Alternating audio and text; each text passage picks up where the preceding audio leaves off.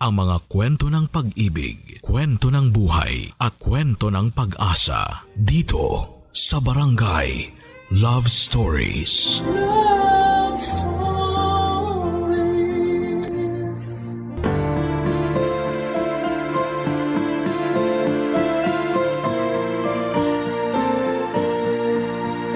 Sa mundong ito ay marami tayong pwedeng maging karibal o kakumpetensya. Kahit nga minsan ay hindi mo pa sinasadya. Ikaw kabarangay, meron ka bang naging kakumpetensya na umubos ng iyong pasensya? Dear Papa Dudut, ako nga pala si Duday, ang 30 karinderya queen ng Tondo. Sa pagmamayabang lang naman, sa karinderya ko, ang pinakamabenta sa lugar namin. Walang halong biro yan ha. Hindi lang ito dahil gusto kong magpa-advertise sa inyong radio station. Lahat ng kumakain sa karinderya ko ay palagi akong pinupuri, Papa Dudut. Napakasarap daw ng luto ko. Talo pa yung mga mamahaling resto na di aircon sa mall. Marami na akong suki na pabalik-balik. Kahit malayo pa ang lugar nila sa pwesto ko, Papa Dudut, at bata pa lamang ako ay inaral ko na nga ang mga putahing laging binibenta sa karinderya. Adobo, sinigang, ginisang ampalaya, afritada, maski na ang torta. Sa tulong ng lola ko ay nalaman ko ang pasikot-sikot sa pagkakarinderya. Pamana rin kasi sa akin ang karinderyang ito ng lola ko. At mula noong namatay siya, ipinangako ko sa sarili ko na sasukses pa rin po ito. Kahit na wala na siya. Na nagawa ko naman, Papa Dudut. Sa awa ng Diyos at sa suporta ng kapwa ko 30 best friend na si Mel, Papa Dudut.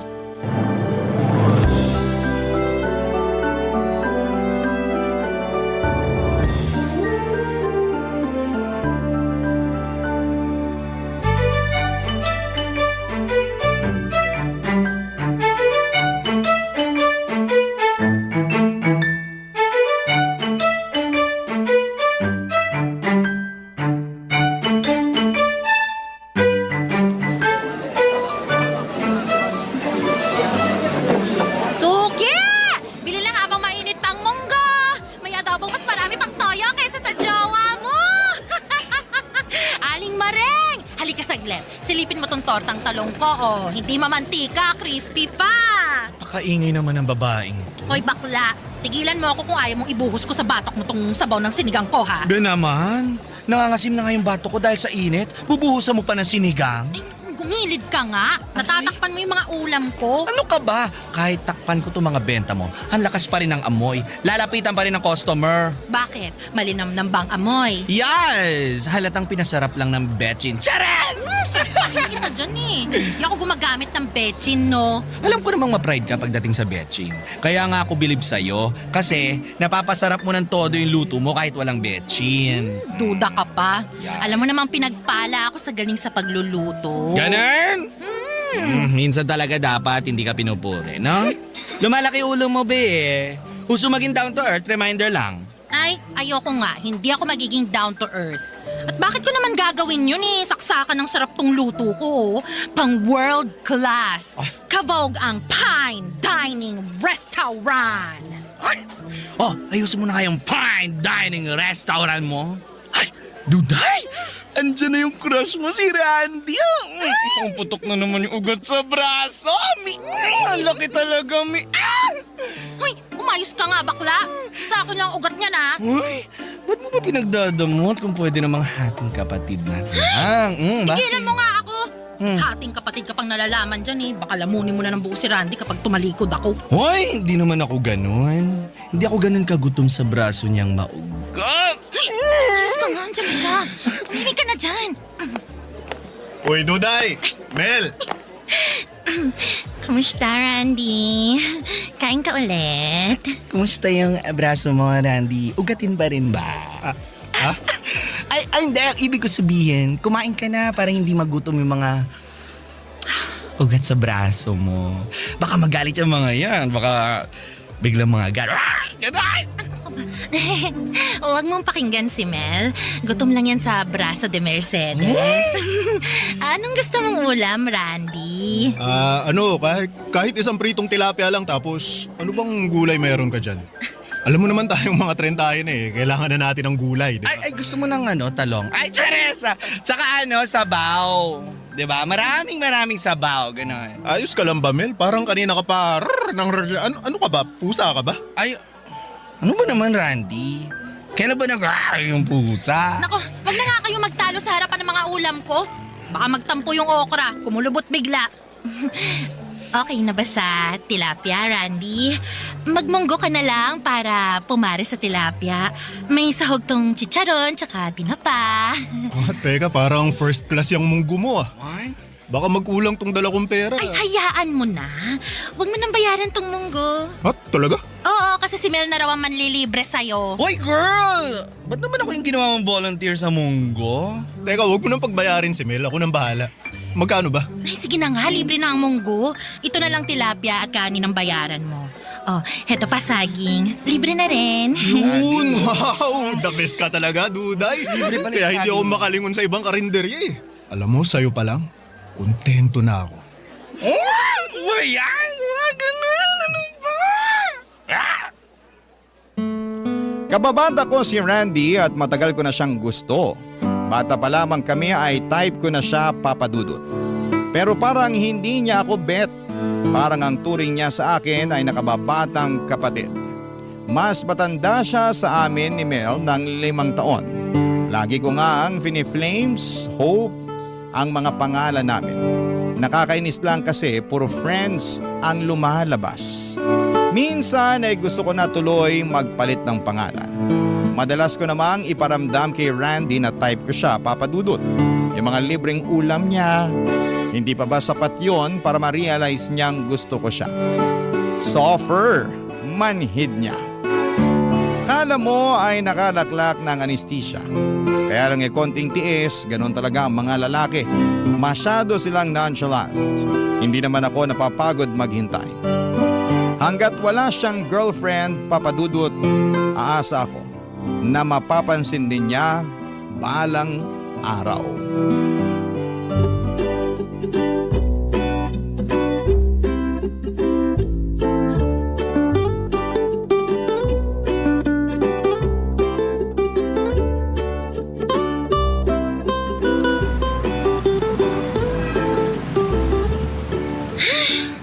Bakit kaya ang tumal ng benta ko? Di naman holiday. Pero bakit walang kumakain dito sa karinderya ko? Duday! Duday! Ito na yung katapusan mo, girl! Ano pinagsasasabi mo dyan? Wait lang para ako naipitan ng ugat sa tagiliran, Ari. Ay, naku. Ay, ganito na ba talaga pag tetrentahin na? Ang bilis maipitan ng ugat. Teka, breathe in. Walang breathe out, wait lang. Okay. Palabasin mo na kasi ang hininga mo. Ay, nako. Ano ba nangyari, Mel? Girl, katapusan mo na nga kasi. Sorry Anong katapusan? Anong katapusan? Iklaro mo. Ayan o, dyan sa kabilang kanto. May bagong bukas na karinderya. Kaya naman pala wala akong customer ngayon. Correct! Andun lahat. Kahit yung traidor na si Aling Maring, ini-enjoy yung mga tortang talong dun sa kabila. Kung makasubo ng talok, akala mo last day niya na. Kaya naman pala hindi makatingin si Aling Maring sa akin kanina nung napadaan siya rito Inalok ko na lahat ng klaseng talong. Nako, ayaw pa rin. Manda talaga siya. Hindi na siya makakaulit ng libreng sabaw dito kapag bumili siya. Bahala siya dyan. Malabo na siyang bumili ulit dito, no? Mukhang trip na trip niya rin sa karinderya sa kabilang kanto Gusto mo silipin natin? O sige, silipin natin. O, paano tong karinderya ko? Ha? Sino magbabantay? Girl, kailangan pa ba itong bantayan? Mukhang wala namang magkaka-interest dito na kawin yung mga ulam mo Tumbak lang to, nakakasakit ka na ng loob Charis lang! Ikaw naman. Tara na kasi, sandali lang tayo. Para makita mo kung sino yung kakumpetensya mo. Sige na nga. Pero teka, isasara ko lang tong karinderya. Oh, go, go, go!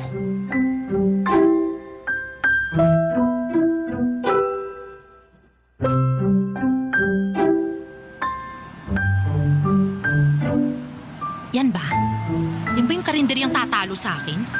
Sa garahe lang naman siya nakapwesto. Halatang mainit. Hindi presko katulad ng sa akin. Pero te, tingnan mo. Mukhang preskong-presko ang sexing tindera. Ang nipis na spaghetti strap. Tingnan mo yung shorts. Di ba yung mga ganyang shorts ay ginagamit lang sa Boracay? Bakit yung ginagamit sa pagbebenta? Kaloka naman to. Girl, kaloka ba o inggit ka lang? Hoy, ba't naman ako maiinggit sa kanya? Hindi ko kailangan magpakita ng singit at kuyukot para mangingganyo ng customer. Pero sis, mukhang effective. Tingnan mo, oh. Kung makatitig sa hita niya yung mga lalaking customer niya, naku, parang hindi na nila kailangan ng extra rice, oh. Busog na yung mga matay. Dinadaan lang pala sa pagpapaseksi ang laban. Magsasawa rin yung mga lalaking yan, no? Hindi habang buhay, mabubusog sila sa tingin. Babalik din ang mga yan sa akin. OMG! Si Randy ba yun? Siya nga! Siya nga!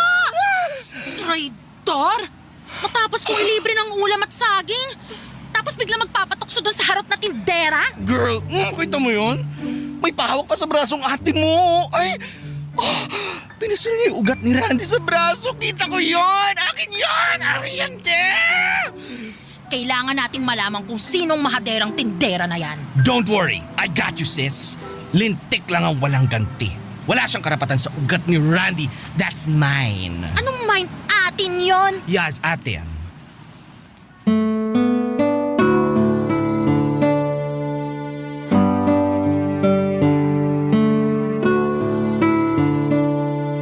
Halos magsiputukan ang mga ugat namin sa ulo ni Mel, Papa Dudut.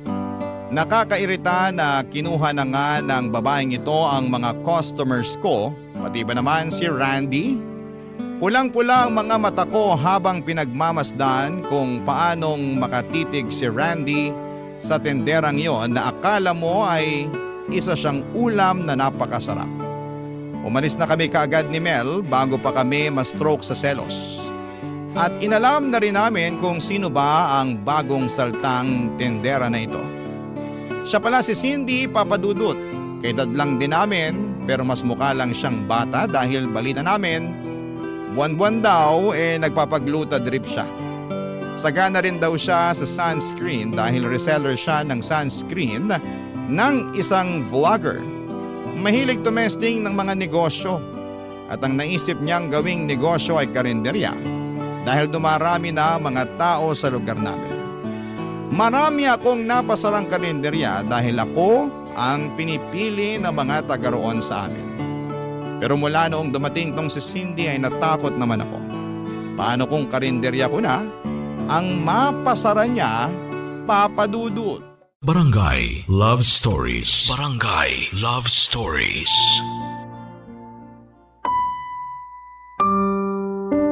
Habang tumatagal ay nagiging matumal na ang benta ko sa karinderya. Dati ay konti na lang ang natitirang ulam sa pagsasara ko sa karinderya, pero mula nang nagbukas si Cindy ay ang dami kong ulam na hindi nabibenta. Ang ending ay kailangan ko tuloy ibenta kinabukasan para lamang hindi masayang. Minsan napapanisan na rin ako ng mga ulam. Lugi ang negosyo. Nakakainis talaga ang Cindy na yan. Lumipat na kasi sa karinderya ni Cindy ang mga dating parokyano ko at karamihan ay mga lalaki na walang ibang gusto kundi ang makita ang paspaghetti strap ng hitad na kakumpetensya ko. Hindi naman siya maganda.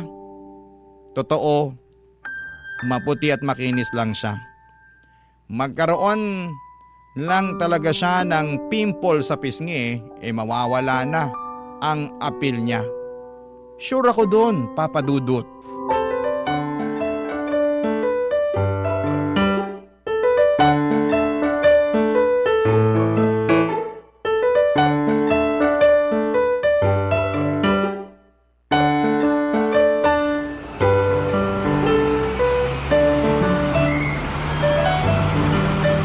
Mel, dalian mo!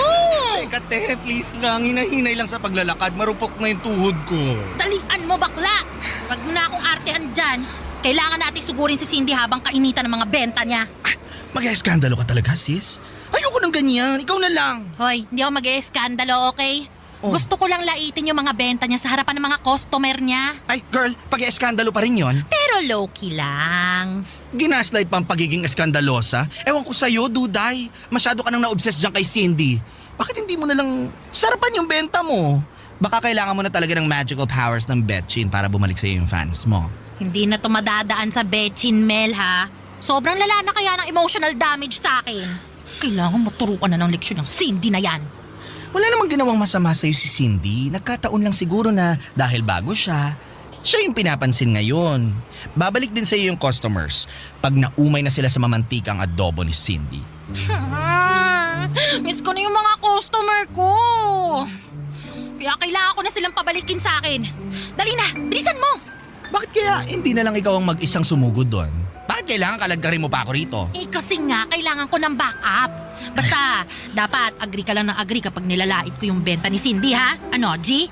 Ay naku! Kung wala lang talaga akong utang na 1.5 sa'yo, hindi ko to gagawin, girl. At buti alam mo. Oh, basta ha, ganap kong ganap.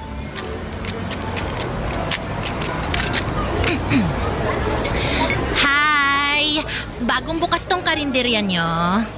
Hello. Yes po. Kakabukas lang pero kita nyo naman. Talaga namang dinudumog at pinipilahan at siguradong hindi tinipid. Hindi ka mabibitin at siguradong babalikan dahil pasok sa panlasa. Wow, para ako nanonood ng reels sa social media ng food vlogger. Maraming ang food vlogger ang pumupunta rito para lang i-vlog tong mga benta ko eh. Ay, kaya nga kami andito kasi food vlogger din kami. Talaga? Ah. OMG, go! Vlog lang kayo. Ano bang channel nyo? Secret muna. Malalaman mo na lang mamaya. Baka kasi masya ka sa dami ng followers ko eh. Is that true? Ay, exciting to ah. Teka, ito. Pinagmamalaki ko tong tortang giniling ko. Yan yung pinipilahan dito eh. Talaga ba? Asa na yung camera nyo? Para ma-video nyo na bago pa dapuan ng langaw. Hindi, kasi kailangan muna naming matikman bago na naming i-video. Para kung di masarap, di namin sasali sa content. Naku, ngayon palang i-video nyo na kasi sure akong masarap na masarap yan. Ay! Sige nga, tikman natin. Siguro marami kang imbak na mantika, no? Ha? Bakit? Eh kasi, parang pinalangoy at binabad mo sa mantika tong tortang giniling eh. Tsaka bakit ganon? Parang di naman lasang tortang giniling to. Ewan ha. Pero parang ilang beses mo lang ginamit tong mantika mo sa iba't ibang prito. Lasang tuyo nga to eh. Ang kati sa dila. Teka, patikim nga ako.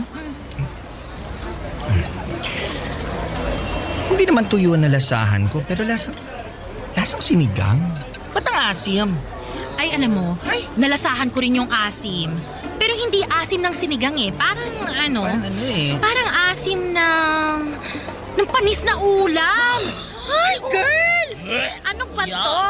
Bakit mo kami pinapakain ng panis, ha? Poster ka, no? Naku, ipopost ko na to. I-record ko. Para sabihin ko sa inyo bagong luto yan ha. Kaninang umaga ko lang prinito yan. Ano? Kaninang umaga lang ba? Pero bakit parang last week pa? Oo nga. At saka girl, may mga murang mantika naman eh. Bili ka na lang kaysa sa nagre-recycle ka ng mantika. Excuse me? Lakas mambintang ha? Bakit? Nakita mo na ba ang kusina ko para sabihin na paulit-ulit ako sa mantika ko ha? Hindi ko na kailangan makita ang kusina mo. Lasa pa lang nitong torta mo eh. Alam ko ng isang buwan bago ka magpalit ng mantika. Tara na nga, Mel. Hindi ka na. Hindi deserve ng 5-star review tong karinderya ng babaeng to. Tsaka! Gigil na gigil si Cindy habang patuloy ang pagsatsat ko sa benta niya, papadudot. Napapatingin na rin ang mga customer niya at parang nag-aalinlangan na sa mga binili niyang ulam. Mabuti na lamang at wala roon ang mga nakakakilala sa akin na customers ko. Kaya malakas ang loob kong tarayan si Cindy dahil wala siyang malalaman tungkol sa akin. Kampante ako ni after nung ginawa kong eksena ay dadayuhin na muli ang karinderya ko. Pero nagkamali ako, papadudot. Mas lalong tumumal ang benta ko.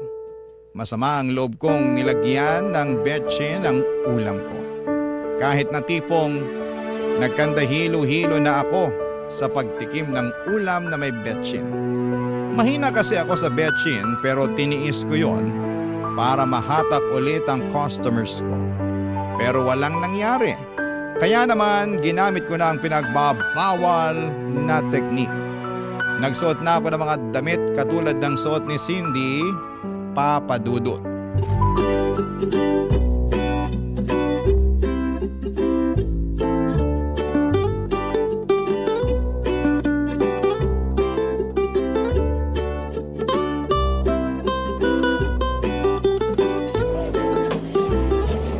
Ay, taray pare! Nagpakita ka na rin sa wakas ng skin. Wala tayong choice. Di na madaan sa betin eh. Baka kailangan ko na talagang magladlad ng skin. Hindi ko alam, medyo mataba pala yung braso mo, no? Hindi ko alam, medyo bastos ka rin ano? Ay, nanibago lang naman ako. Kasi sanay ako sa'yo na laging long sleeves ang suot. Bakit? Naman. Di ba bagay? Ay, bagay naman. Pero iwas mo na sa extra rice, girl, ha? Bumabakat sa damit mo yung bilbil mo. Chares!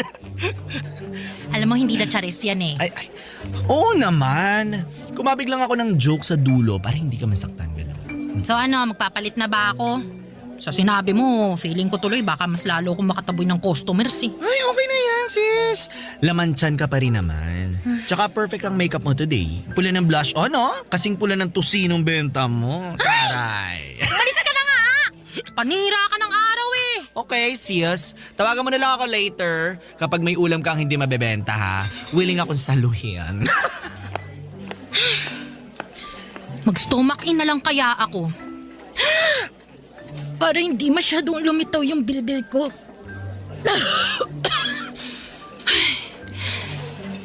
Hirap naman nun. Mag-shawl na lang kaya ako para itago yung puson ko. Ay, nakakainis! Duday! Ay, anak ka na pala ka!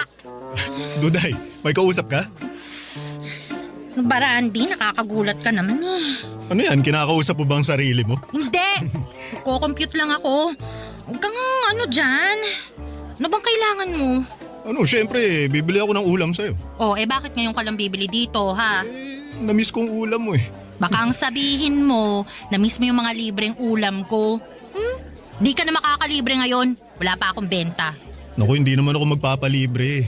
Namiss ko lang talaga tong mga luto mo. Pabalot ako nung lechong paksiw tsaka itong pusit. Pati na rin yung ginisang upo, ha? Mukhang marami kang pera ngayon ah. Dati isang ulam ka lang palagi tapos ngayon 3 putahin ha. Natakam lang ako bigla nung makita ko eh. Uy, teka. Naka-makeup ka ba? Ha? Napansin mo ba? Konti lang yung pinahid ko. Try lang naman. Grabe ngayon lang din kita nakitang nagsuot ng sleeveless ha. Tapos hapit pa. Napadaan kasi ako sa DV nung isang araw. Bumili ako ng mga bagong damit. Ano, bagay ba? Yung shorts mo rin ang iksi. Nagpapakita ka na ngayon ng legs ha? Ano yan? Uy, ano ka ba? Kunting skin lang naman tong pinapakita ko eh.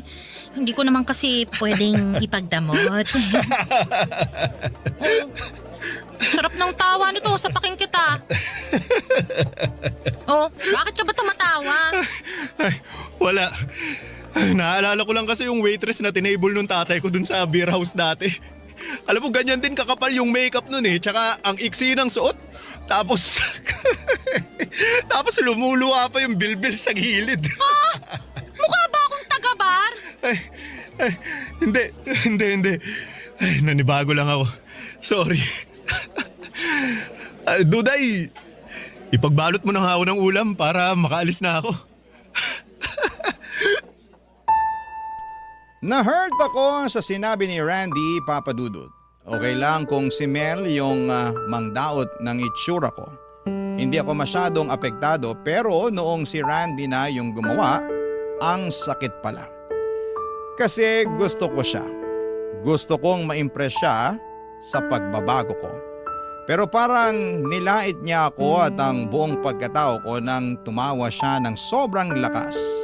Nakakainsulto at hindi ako makalaban sa kanya noon. Kasi pinaglalaban ko ang tampo sa puso ko. Bakit kay Cindy okay lang siya na makitang nakasuot ng makeup at hapit na hapit ang damit ng hitad na yon? Pero bakit sa akin ang laking issue? Na-insecure tuloy ako lalo sa sarili ko at mas nakaramdam din ako ng takot dahil bukod sa mga naagaw na customers ni Cindy, Abay baka maagaw na rin niya sa akin si Randy kapag tumagal pa. Barangay Love Stories. Barangay Love Stories. Mas okay na akong agawin ni Cindy or mas okay nang agawin ni Cindy ang customers ko kesa ang nag-iisang lalaking gusto ko, si Randy. Kaya naman kung nagtagumpay siya sa customers ko ay hindi niya yon magagawa kay Randy. Kaya naman binakuran ko na po si Randy habang hindi pa lumalalim ang koneksyon nilang dalawa. Hindi na ako nag-spaghetti strap at mixing shorts. Pero natuto na rin po akong mag-ayos base sa bagay na damit sa akin. Panay na rin ang daan ko sa palengke kung saan ay nagkakargador itong si Randy. Lagi akong may dalang ulam para sa kanya. Alam kong kahinaan niya ang pagkain, kaya yon ang uunahin kong ilagay sa harapan niya. Isang gabi maaga akong nagsarado ng karinderya para iabot ang gabihan ni Randy. Inaabangan ko siya kung saan siya madalas tumatambay pagkatapos ng trabaho niya, Papa Dudut.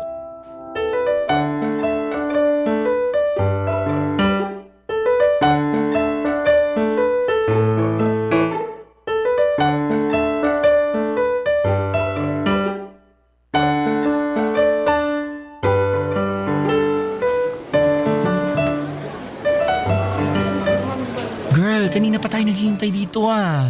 Nagsasebo na yung bibigay mong tapa kay Randy. Wait lang kasi. Parating na rin yun. Biyernes yun kaya maraming pinabuhat sa kanya na gulay. Ay, nako, gutom na ako. Alam mo, pumunta ka na lang sa bahay mamaya. Kunin mo lahat ng ulam na gusto mo. Basta, shut up ka lang dyan. Ha? Yeah. Ay, si Cindy yun, di ba? Saan? Ay, siya nga. Hindi ako pwede magkamali sa suot niyang spaghetti strap. Grabe, no? Ay, Barbie arms. Tingnan mo yung braso, ang payat. Ano naman ang point mo dyan? Baka gusto mong iuntog kita sa biceps ko. Psst, huwag ka maingay. Mukhang palapit dito. Hi! Nandito pala yung mga peking vlogger. Hi! Andito rin pala yung peke ang puti. Gluta drip pa more. Wow! May stalker pala ako. Inggit ka lang kasi ako may pang-gluta. Eh ikaw? Hindi ko kailangan ng gluta kasi proud morena ako. Ah, morena ka pala. Akala ko kasi libag lang yan. Mel! Ay! Sorry sis, ang benta kasi nung sinabi niya. Ang benta nung sinabi ko, no? Mas mabenta pa kaysa mga benta sa karinderya mo, Duday. Wow! Sino ngayon ang stalker, ha? Kilala mo ako bigla? I'm flattered. Well, mula nung siniraan mo ang mga luto ko, inalam ko na rin kung sino ka. Reyna ka pala ng betchin eh. Gumagamit lang ako ng betchin para kalabanin ka. Oh, sobrang triggered ka ba sa akin, girl? Ah, dapat lang, no? Ako na ngayon ang reyna ng karinderya sa atin. Kaya wag ka nang lumaban, nakakaawa ka lang. Hoy! Ako pa rin ang reyna ng karinderya, no? Bago ka dumating, trono ko na yon. Baka nakakalimutan mo. Napapalitan ng reyna kapag humihina na. Ito na nga, oh. Unang atak ko palang bagsak ka na. Spaghetti strap lang ang laban, pero nilangaw na bigla ang mga ulam mo. Kawawa ka naman, oh. Sobra ka na, ha? Kabago-bago mo lang umasta, pero... Ulap ka! Napakagaspang ng kamay mo! Walang paras pa! Ganon na! Sasapunutan kita sa bahay! Diyos ko, ano ba tunay? Tunay, tama na! Ulo!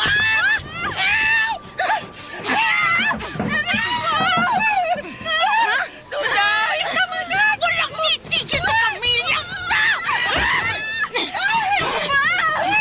Hoy! Duday! Duday! Cindy! Ano bang nangyayari, ha? Randy, huwag kang humarang dyan! Hindi, tama na! Nakita mong pumutok na tong labi ni Cindy, oh. Ayos ka lang ba, Cindy? Hindi. Super sakit. Dito, sa lips. Aray! Dito sa lips. Di ka naman ganyan kanina. Plastic! Malandik! Hindi ka Mel, talaga dito! ilayo mo na nga si Duday. Baka magkasakitan pa sila lalo, eh. Halika na, Duday! Awat na! Tinurog mo na kayong uso, oh. Halika na! Pasalamat kasi hindi may umawat sa akin ngayon, ha? Makikita mo sa susunod. Makikita mo! Napaiyak na lamang ako hindi dahil sa sakit na natamo ko sa pagsabunot ni Cindy sa akin, kundi dahil mas kinampihan siya ni Randy. Siya pa itong unang hinablot ni Randy para protektahan sa akin. Hindi ba dapat ako? Ako yung dihado eh. Ako ang kababata niya. Ako ang matagal na niyang kakilala. Ako yung totoong nagmamahal sa kanya. Mula noon ay natauhan na ako, Papa Dudut. Ayoko nang mahalin si Randy, hindi naman niya masusuklian yon. Nakakasama lang ng loob dahil sa dinami-rami ng taong pwedeng makuha ni Cindy. Kay Randy pa siya nagwagi talaga. Sinubukan ko mag-move on at nag-focus ako sa pagluluto. Inaral ko ng mabuti ang pag-improve ng pagkain ko kahit walang betchin. Kahit na hindi pa ako nakasuot ng hapit na damit. Nag-work naman, Papa Dudut. Unti-unting bumalik ang mga customers ko at balita ko ay humina na rin ang karinderya ni Cindy, pero wala na akong pakialam noon. Ang focus ko ay sarili ko.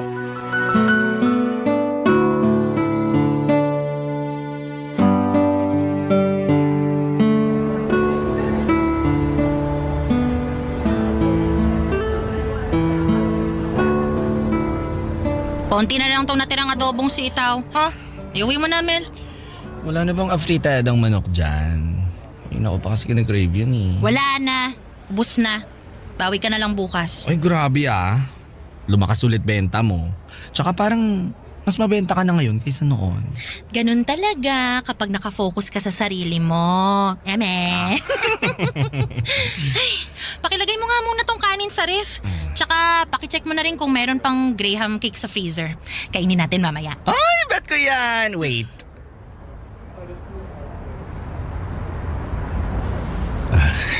Hi, Duday.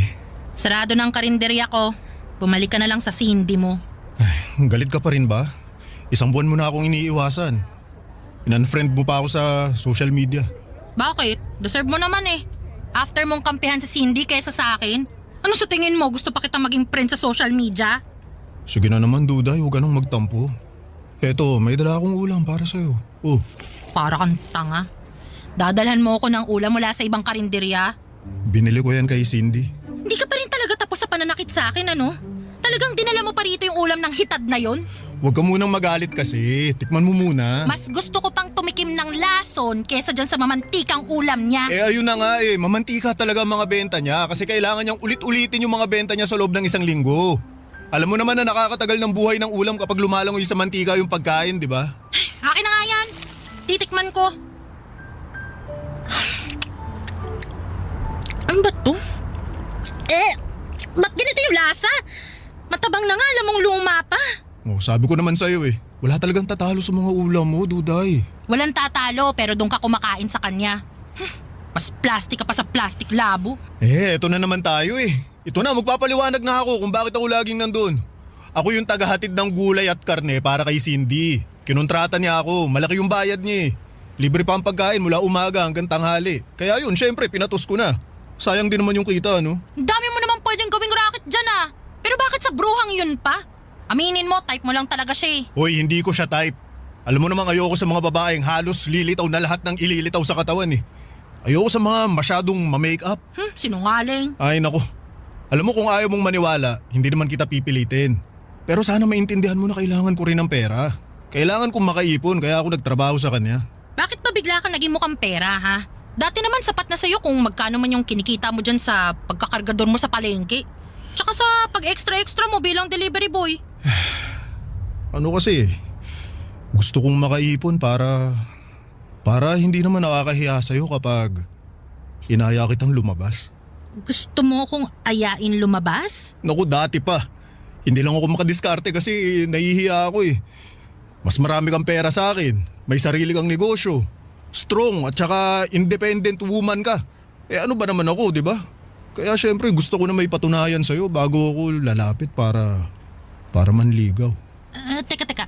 Ano? Gusto mong manligaw sa akin? Oo, Duday.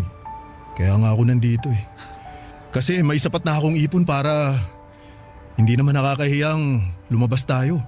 Para may mabili ako para sa'yo kapag nagturo ka na ng mga gusto mo kapag namasyal na tayo. Sinungaling ka. Hindi yan true eh. Si Cindy talaga yung type mo, di ba? Ay nako, ayaw pa rin maniwala. Duday, ikaw ang gusto ko. Pwede ba tayong lumabas at kumain sa fine dining restaurant?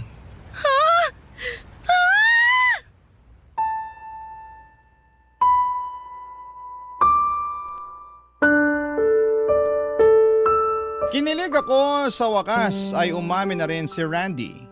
Natagalan man bago siya umamin pero napakasaya ko. Perfect ang pagdating niya.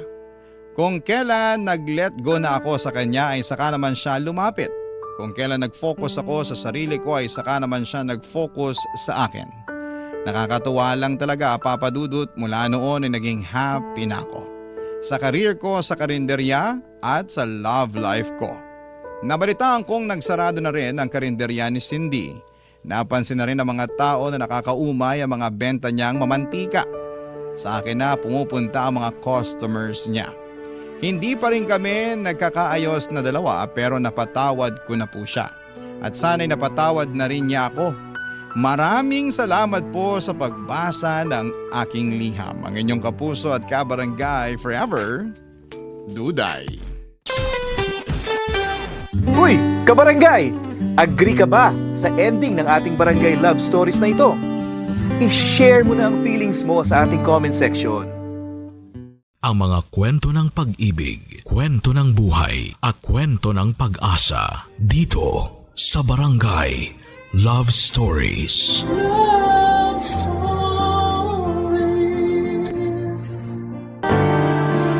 Masarap balikan ang kwento ng una nating pagmamahal. Yung unang beses na nagtagpo kayo pero masakit din palang balikan. Lalo na't hindi kayo nakaabot sa dulo tulad ng inyong mga pinangako. Ikaw, kabarangay, naaalala mo pa ba ang first love mo?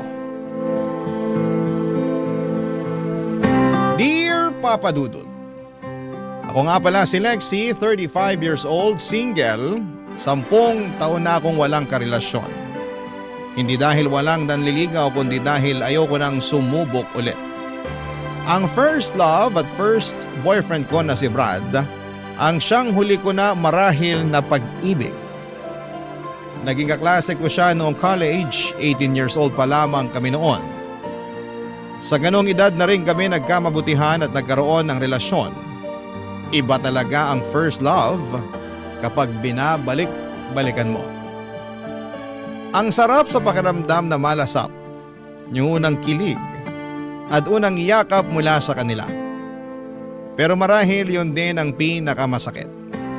Lalo't hindi mo mapaghahandaan at maikukumpara ang pakiramdam oras na matapos na kayong dalawa. Kaya siguro after ni Brad ay hindi na ako nagkaroon ulit ng karelasyon. Natakot na akong masaktang muli, Papa Dudut. Sa paglipas naman ng panahon ay nakalimutan ko na rin si Brad. Naging busy na rin kasi ako sa trabaho at ibang bagay na nagbibigay sa akin ng saya. Tulad ng hiking at camping tuwing day off ko. Kasama ko madalas ang kabatch ko noong college at best friend ko na si Jam. May karelasyon na si Jam pero nasa ibang bansa. Kaya madalas pa rin kaming magkasamang dalawa at marami pa rin kaming oras para magbonding. Isa sa bonding namin ay yung buong araw kami sa bahay ng bawat isa. Tamad day lang. Walang ibang ginagawa. Nakahilata lang habang passive na nanonood ng telebisyon o nakikinig sa radyo sa inyo, Papa Dudut, habang nagpapapak ng mga junk foods at ibang comfort food namin. Isang hapon habang nakahiga ako sa sofa at si Jam naman ay nag-scroll sa kanyang Facebook ay may balitang dumating.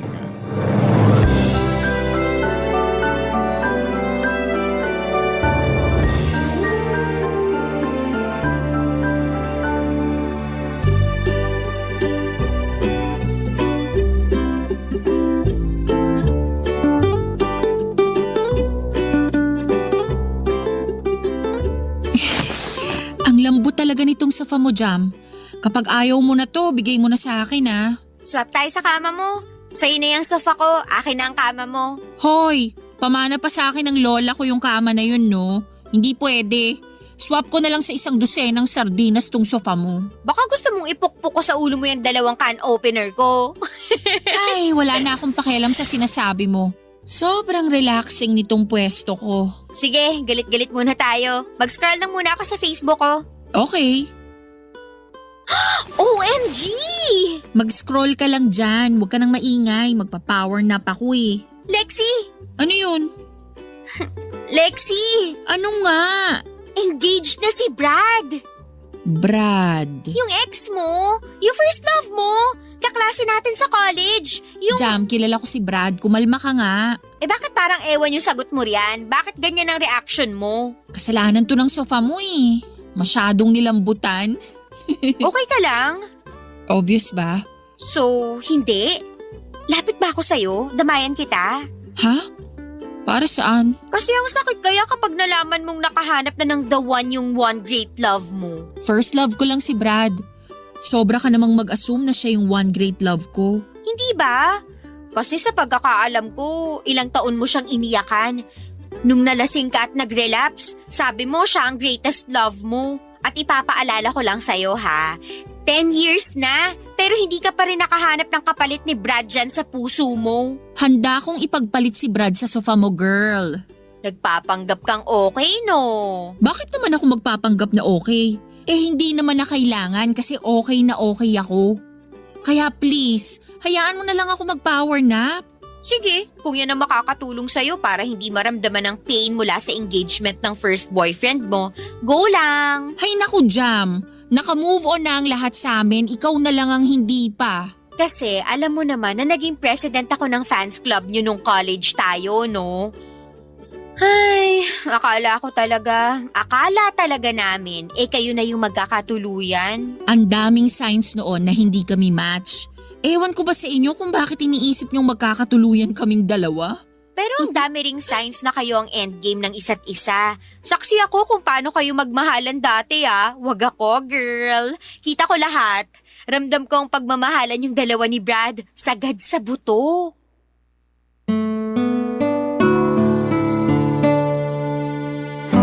Hindi na lamang ako nagsalita sa huling sinabi ni Jam. Nagpanggap na lamang ako na hinila na ng antok. Nakapikit na ako noon at piniling huwag nang harapin pa si Jam. Baka kung ano pa ang masabi nito at baka kung ano pa ang maalala nito sa nakaraan namin ni Brad. Pero sa pagsapit ko or pagpikit ko ay bigla naman akong hinila ng nakaraan. Kung saan ay magkasama pa kami ni Brad. Tulad ng nasabi ko sa inyo, 18 years old lamang kami nang magkakilala. Napunta siya sa block section namin ni Jam. Nakatabi sa upuan, nakipagkilala siya sa akin kasi kailangan niyang humiram ng ballpen at humingi ng papel. Wala kasi siyang dalawang kahit na ano maliban sa kanyang sombrero. Yun ang simula ng naging close kami ni Brad. Kasama siyempre si Jam at lagi na kaming magkakasama kada subject, lagi kaming magkakatabi. Siguro doon kami na-develop ni Brad. Dahil lagi kaming magkasama. Mas nakikita ko nang malapitan ang gwapo niyang mukha, makinis at palangiti siya. Habang ako naman ay hindi makatingin sa kanya sa tuwing tumititig siya sa akin at sinasabihan ako ng maganda. Lagi niyang pinapansin ang namumula kong tenga. Tinanong niya noon kung bakit namumula ang tenga ko at ang sabi ko ay dahil sa init ng panahon. Pero ang katotohanan, namumula lang ang tenga ko kapag katabi ko siya. Kasi kinikilig ako at umahalo pa sa hiya ko sa tuwing magdidikit ang braso niya sa akin, Papa Dudut.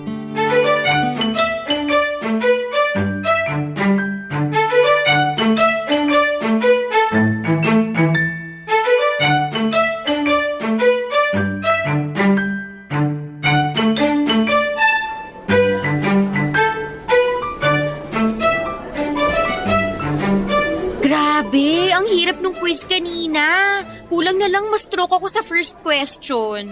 Grabe si Ma'am Cruz. Walang patawad magpaputok ng ugat sa ulo. Ayos naman Hindi naman ganun kahirap. Hindi ka lang siguro nag-review. Hindi nga, pero sana naman pang hindi ng review-friendly yung quiz na ginawa niya, no? Gusto talaga niyang umulit ako. Sige siya, mauumay siya sa pagmumukha ko sa next sem. Sumama ka kasi minsan sa amin ni Lexi para mag-review. Oo nga, Jam. Sama ka na minsan. Doon lang naman kami madalas sa library o kaya sa hallway ng dorm ni Brad. Wag na. Ikaw, bahala ka. Kung gusto mo mag-hello ulit sa mukha ni Ma'am Cruz next sem, huwag kang sumali sa pagre-review namin ni Lexi. Hahanap na lang ako ng ibang review group. At bakit ayaw mo sa amin? Matino naman kami ha. DL nga tong si Brad eh. Eh kasi naman, pwede ko bang sabihin? Pa-suspense pa. Bakit nga? Kasi naman pag magkasama kayong dalawa, nakakalimutan niyo na ako. Ha? Anong sinasabi mo dyan? Wag nang magmaang-maangan, no? Kita ko sa pamumula ng tenga mo ngayon na kinikilig ka. Hoy, namumula ang tenga ko dahil sa init ng panahon. Girl, December ngayon, malamig. Microwave mo lang ang mainit. Best friend mo ako, kaya alam ko na kapag namumula ang tenga mo, dahil kinikilig ka kay Brad. Subukan mo itanggi, babagsak ka sa algebra sa finals. Oh, diba? Na-choke ka ngayon dyan. Ewan ko ba sa inyong dalawa? Obvious naman na nagkakagustuhan na kayo pero wala pa ring umaamin. Hoy Brad, ikaw ang lalaki, mag-first move ka na. Parang ewan naman tong si Jam. Di nabulol ka ngayon kasi true ang sinasabi ko. Ganito na lang ha, iiwan ko muna kayo para magkaaminan na. Binuksan ko na ang pinto para sa inyo, pumasok na lang kayo. Bye! So, ano na? Ang loko ni Jam, no? Pero hindi naman siya mali. Anong ibig mong sabihin? Mukhang alam na ng lahat pero tayo na lang yung hindi. Ha? Ano? Hindi ko alam kung gets mo ang sinasabi ko o ayaw mo lang unawain. Nabigla naman kasi ako kay Jam. Pero gets mo naman yung nangyayari sa atin bago pa man magsalita si Jam, di ba? Oo. I mean, medyo lang. Sakto. Pwedeng magtanong? Ano yun? Ayoko na kasing nasosolo lang kita tuwing nagre-review. Baka naman pwedeng masolo ka sa isang date. Pwede. Pero sure ka? Gusto mo kong kadate? Hindi lang kita gustong i-date. Gusto talaga kita. Bakit ako magtsatsaga mag-review sa marumi at maingay na hallway ng dorm kung hindi kita gusto? Bakit kasi hindi mo nalang sinabi sa akin noon? Siguro kasi kailangan ko yung pagiging taklesa ni Jam para matulungan ako. Ako rin. So gusto mo rin pala ako? Ha? Ano? Namumula tenga mo. Tama si Jam. Senyales yan kapag kinikilig ka sa akin.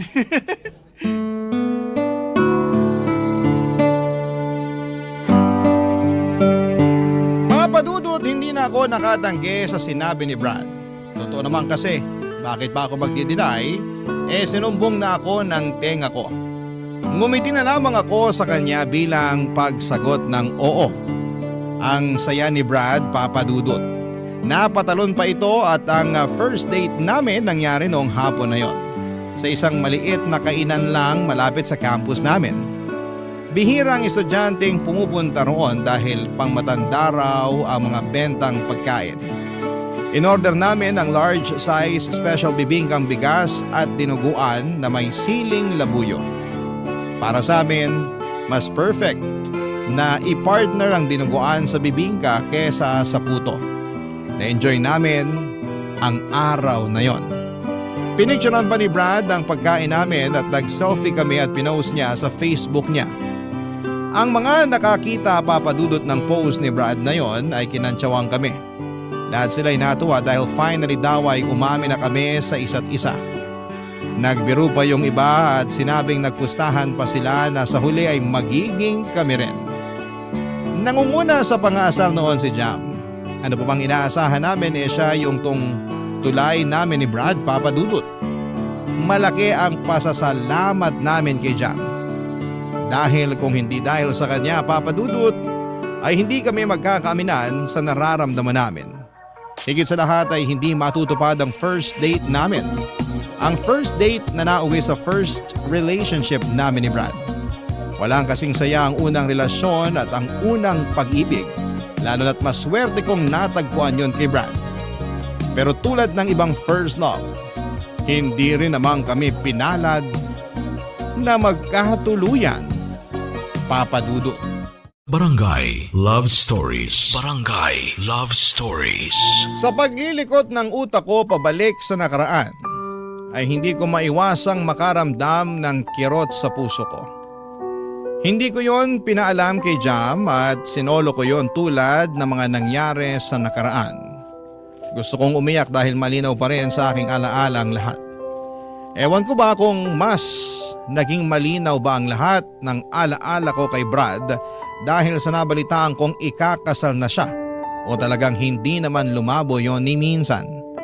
Sadyang maayos ko lang na naitago sa aking baul ng alaala ang aming nakaraan. Muling naglakbay ang utak ko noong 20 years old na kami ni Brad. Graduating na kami noon at siguradong magmamarcha kami dahil sinipag naman namin sa pag-aaral at ginawa namin ang lahat para lamang makaabot kami ng diploma. Kakatapos noon ng finals namin, nag-celebrate kami sa paborito naming kainan kung saan namin binibili ang bibingkang bigas at dinuguan. Iyon at iyon lang naman ang ino-order namin kada matatapos ang exam week. Napansin namin na parang hindi sinasadyang naging tradisyon na yon para sa amin. Habang hinihiwan ni Brad ang bibingka at habang sinasaling ko naman sa mga mangkok namin ang dinuguan, may mga napagkwentuhan kami sa future na nagdulot ng takot sa akin, Papa Dudut.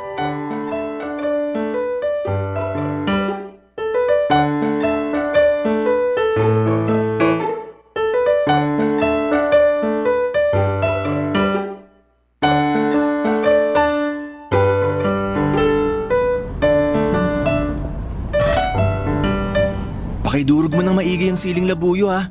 Kailangan ko ng anghang sa dila ko ngayon. Bakit naman? Grabe yung panlalamig ng dila ko kanina sa exam natin. Parang na mental block ako bigla.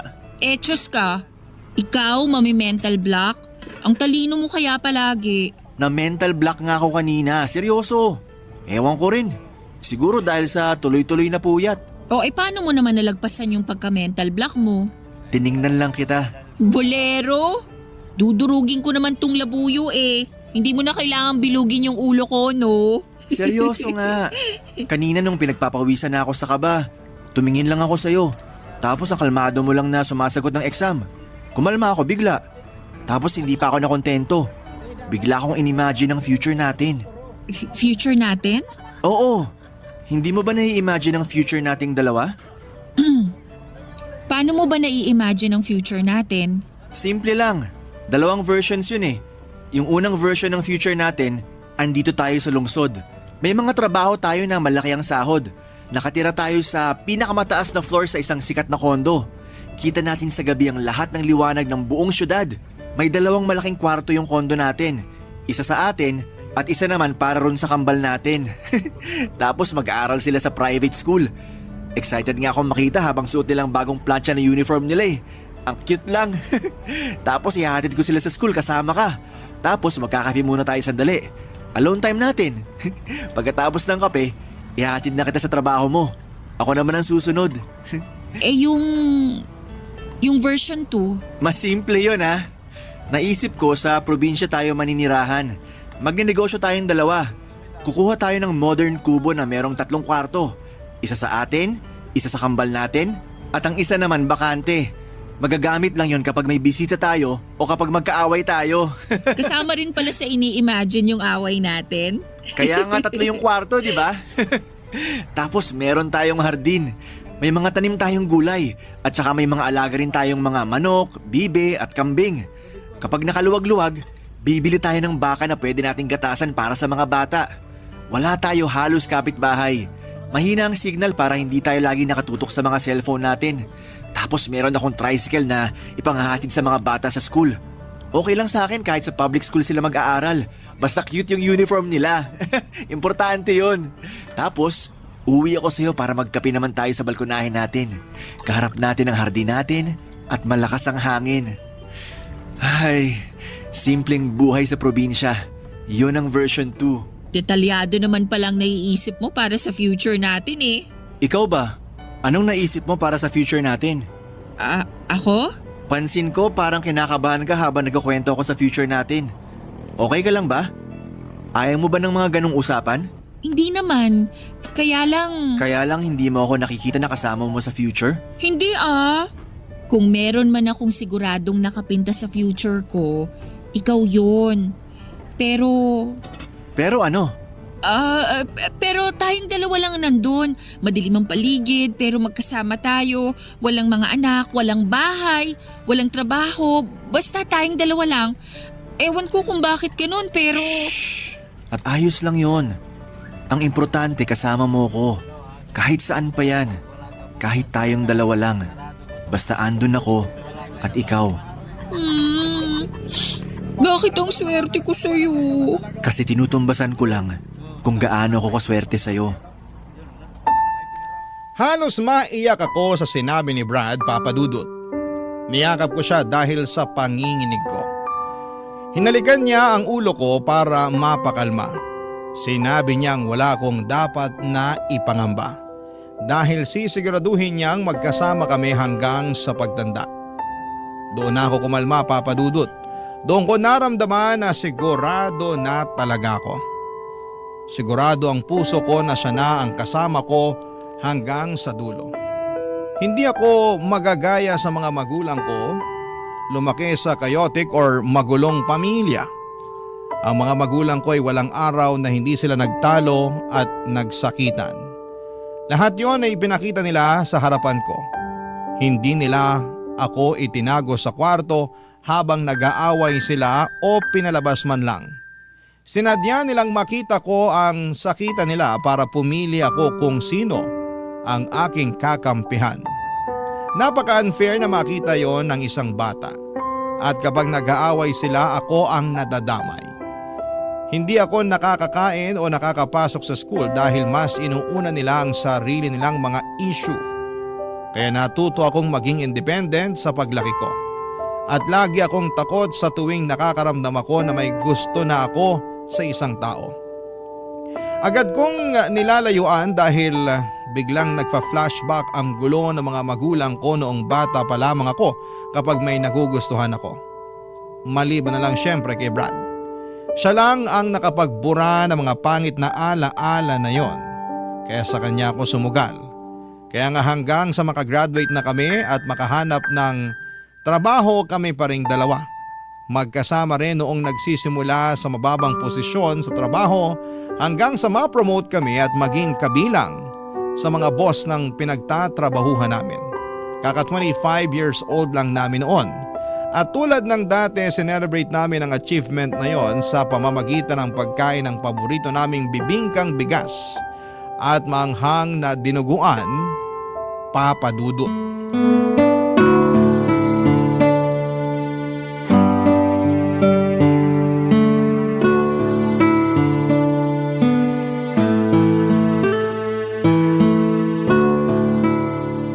Grabe no? Parang hindi nagbago ang lasa ng bibingkang bigas nila. Ang sarap pa rin. Malambot at malasa, hindi pa tinipid sa itlog na maalat. Lalo na tong dinuguan nila. Ang dami pa ring lahok na baboy. At yung anghang, palong-palo. Tradisyon na talaga natin to, no? Kapag may bagong milestone sa buhay natin, dito tayo palagi. Kahit na afford naman natin kumain sa mas mahal, dito pa rin tayo sa nakasanayan na. Bakit pa tayo kakain sa mahal? Lasang mahal na nga tong bibingkat dinuguan. Hindi pa nakakasawa. I-save na lang natin ang pera natin para sa mas importanteng bagay. Oo naman, tulad ng hiking, camping at sa pag-travel natin. At syempre sa future family natin. Future family? Ay, napaaga ata ako ng banggit. Anong ibig mong sabihin? Lexi. Brad. Alam ko hindi natin napag-usapan ulit ang tungkol sa future natin. Pero gusto ko lang simulan natin na mapag-usapan ulit. Pag-usapan hanggang mapunta sa totohanan. Brad. Ano to? Unang beses pa lang na nakatabi kita sa theology class natin. Alam kong yun na ang hudyat ni Lord na ikaw na yung itatabi niya sa akin habang buhay. Hanggang ngayon kahit ilang lubak na yung nadaanan natin, matibay pa rin tayo. Hindi pa rin tayo bumibitaw sa pagkakakapit sa isa't isa. At salamat kasi nagtitiwala kang hawakan yung kamay ko para makadaan na tayo sa future na hinanda ni Lord para sa atin. Kaya ngayon, dahil hawak mo pa rin ang kamay ko, magpapasalamat ako sa'yo. At kapalit nun ang pangako na habang buhay, hindi ako bibitaw sa'yo. Lexi, mahal ko. Handa mo ba akong samahan sa future? Hindi. I'm sorry. Natatakot ako. Hindi. Sorry ulit. Lexi! Mahal kita, Brad. Pero hindi mo ako maiintindihan eh. Hindi. Magulo to. Magiging magulo to balang araw. Mag-aaway tayo. Mapapagod ka sa akin. Maghihiwalay tayo. Masasaktan ako. Hindi ko kaya yun, Brad. Hindi. Huwag mo akong pakasalan, please. Para hindi tayo umabot sa ganun. Please. Hindi tayo aabot doon. Maniwala ka. Pero bakit umabot doon ang mga magulang ko? Bakit hindi sila umabot tulad dun sa pangarap mong future sa atin? Bakit hindi sila naging masaya? Bakit hindi ako naging masaya kasama sila? Dahil hindi tayo sila. Iba ako sa tatay mo. Iba ka sa nanay mo. Tayo lang ang may alam na pwede tayong maging masaya sa future. Hindi mo alam yan. Lexi, hindi ko alam kung ano mangyayari sa future. Pero isa lang ang sigurado ko. Andun ka. Parati ka ng lahat sa akin sa kinabukasan. At kahit anong mangyari, sisiguruhin kong hindi tayo magagaya sa mga magulang mo. Magtiwala ka lang sa akin. Mamahalin kita hanggang masiguro kung hindi ka na matatakot ulit na silipin ng future. Kasi andito na ako eh. Paano kung hindi mag-workout? Paano kung mag-workout tayo? Paano kung sabay tayong magkakaroon ng puting buhok at rayuma sa tuhod? Ayaw mo bang maranasan yun? Gusto. Ikaw ang magdidesisyon kung aabot tayo ron. Kaya... Oo. Sabay tayong magkakaroon ng rayuma at puting buhok.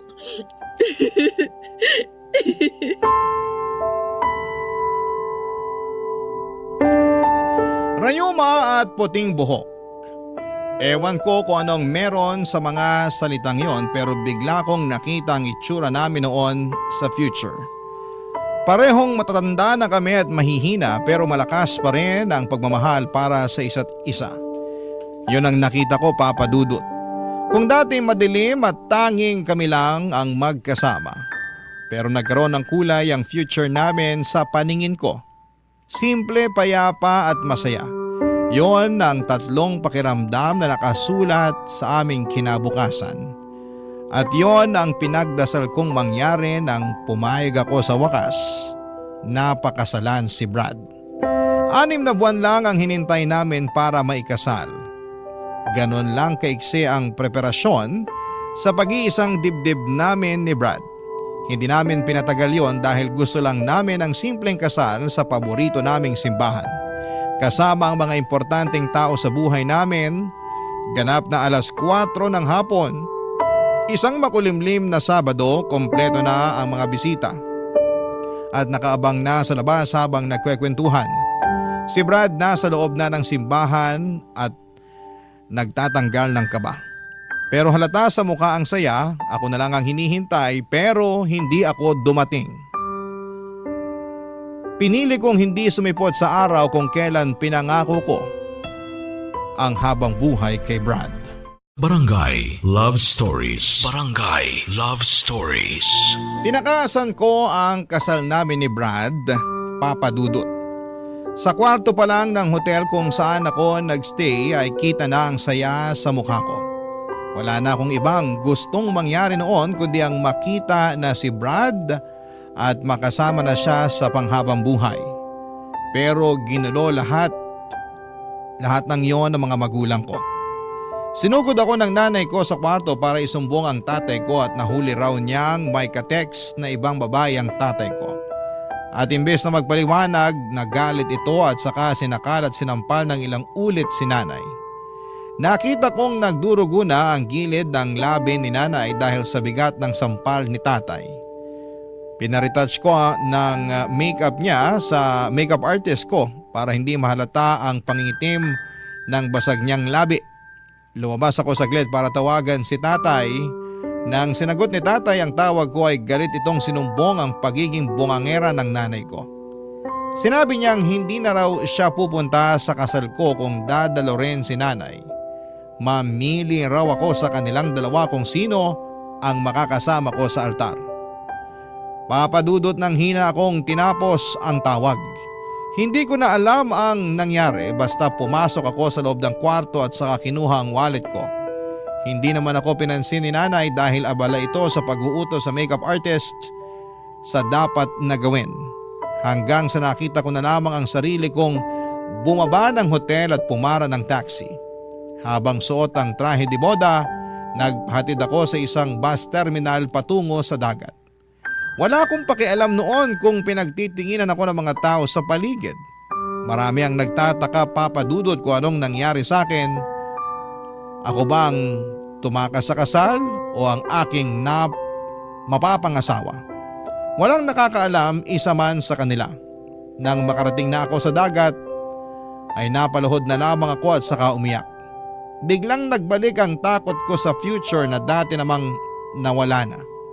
Bakit kailangang mangyari yon? Bakit kailangang makaramdam ulit ako ng takot, Papa Dudut?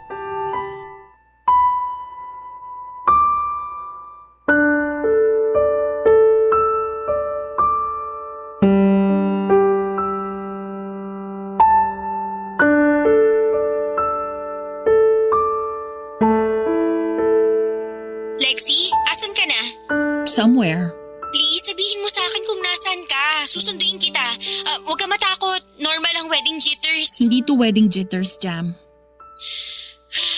Please, Lexi. Halika na rito sa simbahan. Hahawakan ko ang kamay mo hanggang mawala ang kaba mo, okay? Trabaho ko yun bilang maid of honor mo, di ba? Magkakampi tayo, promise. Halika na. Nasan ka na ba? Jam, I'm sorry. Lexi, andito na kasi kaming lahat. Saka gusto na naming makita kung gaano kakaganda ngayon. Ang tagal na nating pinili yung wedding gown mo, ha? Huwag mong ipagdamot yan sa amin na makita. Jam, alam mo... Lexi, ikaw ba to? Brad? Asan ka? Mahal ko, halika na. Malilate na tayo. Gusto mo ba sunduin kita? Pupuntahan kita. I'm sorry, Brad. Okay lang yun. Hindi ka dapat mag-sorry. Aayusin natin to. Sabihin mo lang kung nasan ka para alam ko kung saan ka pupuntahan. Nakausap ko na yung coordinator natin. Pwede naman daw i-adjust yung oras ng kasal. Pumayag naman daw yung simbahan. Tsaka ayos lang dun sa mga bisita. Kaya please, wag ka na mag-sorry. Okay? Susunduin na kita. Huwag mo na ako sunduin. Hindi ako sasama sa'yo. Lexi, akala ko ba? Akala ko rin eh. Akala ko kaya ko nang bitawan yung takot ko. Pero nabitbit ko ulit. Pasensya ka na ha. Parang hindi ko kasi kayang iwan yung takot. Kasi yun ang nagpoprotekta sa akin para hindi na ako masaktan ulit. I'm sorry, Brad. Yung takot mo, pinrotektahan ka niyan sa paraang alam niya noon. Pero tapos na yung purpose niya sa'yo ngayon. Kasi ako na yung bibit-bit sa'yo. Ako nang bahalang pumrotekta sa'yo. Hindi mo na kailangan yung takot kasi andito na ako. Napag-usapan na natin to, di ba? Basta tayo yung magkasama, walang lugar ang takot.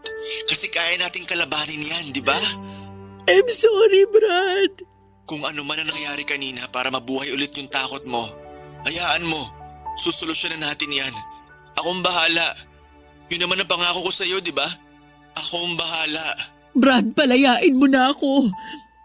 Kasi bigla ka na lang nawala ulit sa future ko. Biglang ako na lang ulit. Nakakatakot pero tanggap ko. Hindi na kita makita sa future.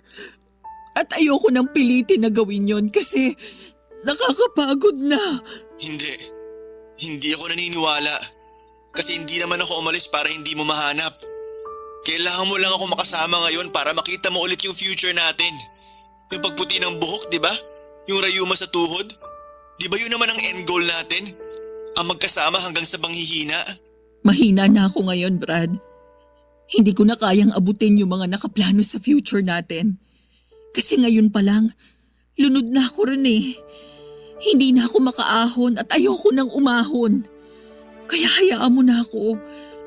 Hindi ako ang dapat mong makasama sa future mo kasi hindi kita deserve.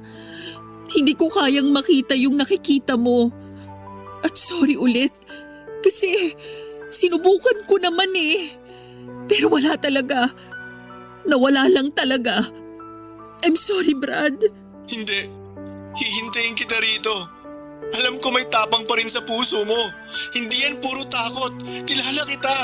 Matapang ka at kaya mong labanan yan. Ilang beses mo na nga nagawa, di ba? Hihintayin kita. Dito lang ako sa simbahan.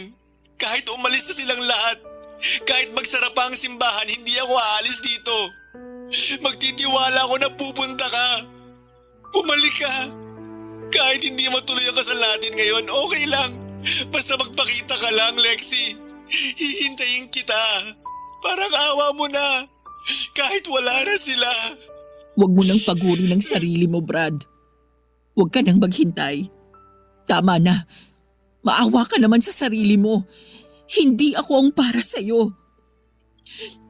Sana mapatawad mo ako at sana balang araw matagpuan mo yung tamang tao para sa'yo.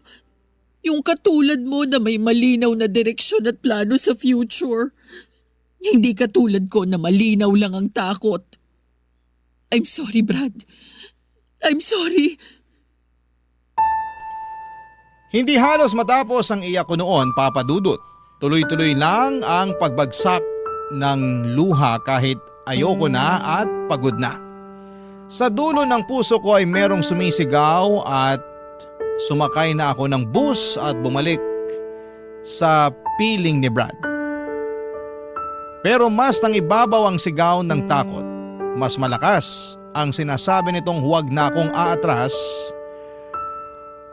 Iyon daw ang tama at kailangan ko siyang palayain.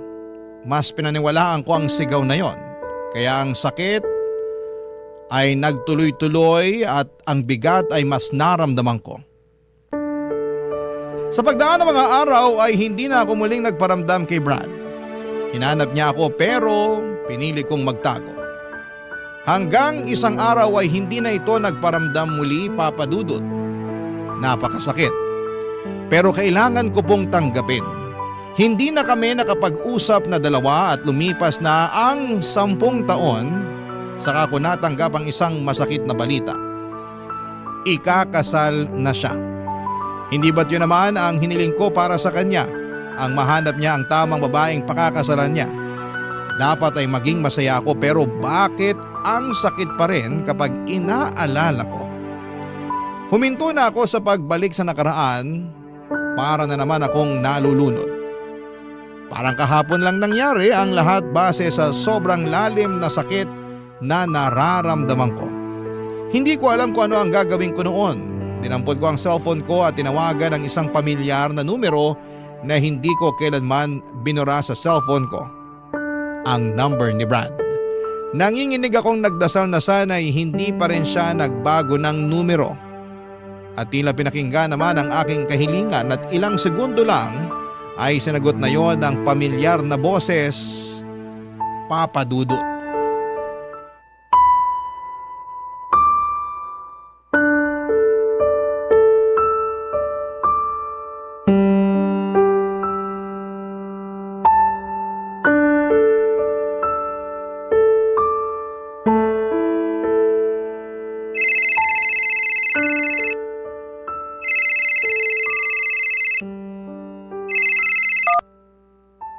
Hello, Lexi.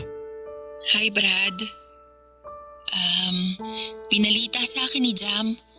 Ikakasal ka na raw. Congrats, ha? Thank you, Lexi. Hindi pa rin nagbabago ang boses mo. Ikaw din. Kumusta ka? Ayos naman. Nakakaraos pa rin sa buhay. Mabait pa rin ang Diyos sa akin. Sana sa'yo rin. Sobrang bait ng Diyos sa akin. Puro lang ako pasasalamat ngayon sa totoo lang. Halata naman. Pasensya na kung medyo inistalk ko yung Facebook mo, ha? Para lang masiguro na totoo yung sinabi sa akin ni Jam na ikakasal ka na raw. Okay lang yon. Nagawa ang Facebook para maging updated tayo sa buhay ng isa't isa. Lalo yung mga taong hindi na natin nakakasama. Lexi, huwag mo sanang masamain, ha? Bakit napatawag ka pa? Sa totoo lang, hindi ko rin alam eh. Nung nakita ko yung announcement ng kasal nyo, bigla kong naalala yung noon. Yung sa atin? Oo. Sorry kung hindi tayo nag-workout. Sorry kung hindi ko natupad yung pangako ko na tatanggalin ko yung takot mo sa future. Hindi mo naman obligasyon na tanggalin yung takot ko eh. Trabaho ko yun. Ako dapat ang gumawa nun. Sorry din kung nagmukhang ikaw ang responsable sa takot ko noon ha. Pasensya na talaga. Sobrang dilim lang talaga noon. Naiintindihan kita. Noon pa man. Tumawag ako kasi sa totoo lang. Gusto ko lang ding maisara na yung chapter ng naging relasyon natin. Kasi kung magiging totoo ko ngayon sa'yo, hindi ko pa naisasara ng maayos yung libro natin eh. Kaya siguro, palagi akong hinahabol ng multo ng nakaraan natin. Laging mabigat. Laging nakakatakot. Closure. Kung yan na magpapapanatag sa loob mo at makakawala ng takot mo sa next chapter ng libro mo, ng buhay mo, sige. Huwag mo sana itong mamasamain ha. Wala na akong balak na humabol sa'yo, kaya huwag kang mag-alala. Inosente lang ang tawag na to. Wala akong ibang plano kung hindi magpasalamat sa'yo sa pagsubok mo na makitang kasama mo ko sa future mo.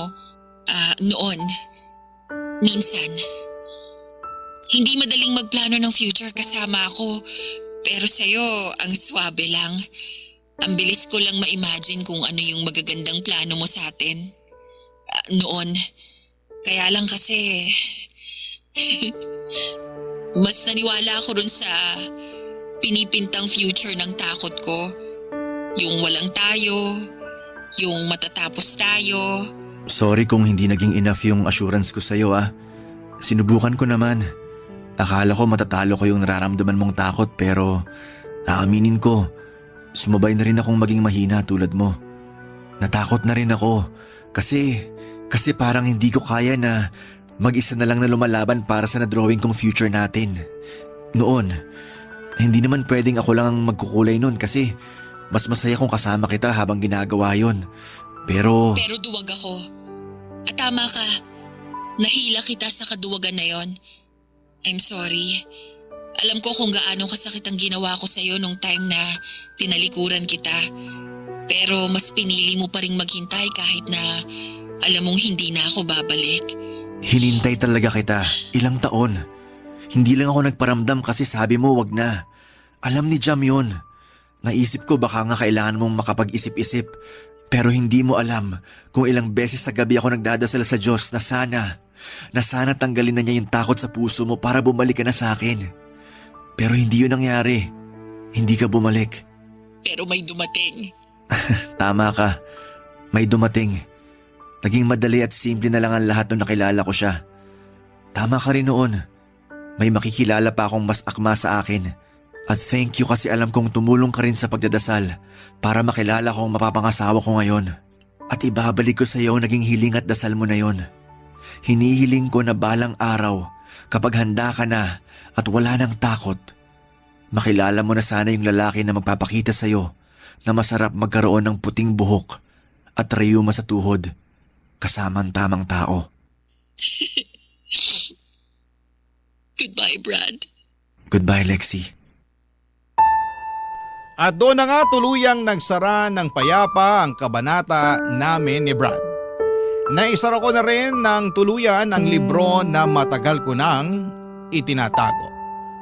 Ang gaan sa pakiramdam na magkaroon ng katapusan ng kwentong hindi na para sa'yo. Kahit minsan iniisip mo ang happy ending mo, wala pa ako sa ending ko at parating pa lamang ako roon. Yung tamang tao para sa akin ay on the way na at habang bumabiyahe pa siya, gumagawa naman ako ng paraan para ayusin ko ang sarili ko. Para matanggal ang takot ko. Para kapag dumating na siya ay handa na ako papadudot. Hindi na muling aatras at sa wakas ay aabot na sa altar. Hindi ito madaling biyahe para sa akin, pero sa pagkapit ko sa Diyos at sa paniniwala na hawak din niya ang taong nakareserve para sa akin, biglang gumagaan ang lahat. Bigla akong gaganahan na ayusin ang sarili ko. Kaya para sa lahat ng mga natatakot, para sa lahat ng mga taong hindi nagkaroon ng magandang nakaraan. Hindi pa huli ang lahat. Hanggat nakakabangon ka pa, hanggat nakakahinga ka pa, may oras pa para lumaban. At huwag kang mag-alala. Nakikita ng Diyos ang iyong pinaghihirapan. Alam niya kung ilang beses kang umiyak at ilang beses kang bumangon. Huwag kang mag-alala, balang araw hindi ka na ulit masasaktan. Hindi ka na ulit iiyak at hindi mo na kailangang makaramdam muli ng takot. Kasi balang araw, andyan na siya. Kaharap mo na, kasama mo na, at naihanda na siya ng Diyos para makasama mo sa pagputi ng iyong buhok at pagsakit ng iyong mga tuhod. Marami pong salamat sa inyong lahat at sana po sa bawat nakikinig at naniniwala sa kwento ko, sana'y nakapagdala ko sa inyo ng pag-asa na hindi pa tapos ang lahat. Parating na siya, maniwala ka. Ang iyong kabarangay forever, Lexi. Ano ang masasabi mo sa ating Barangay Love Stories today? Aabangan namin yan sa aming comment section.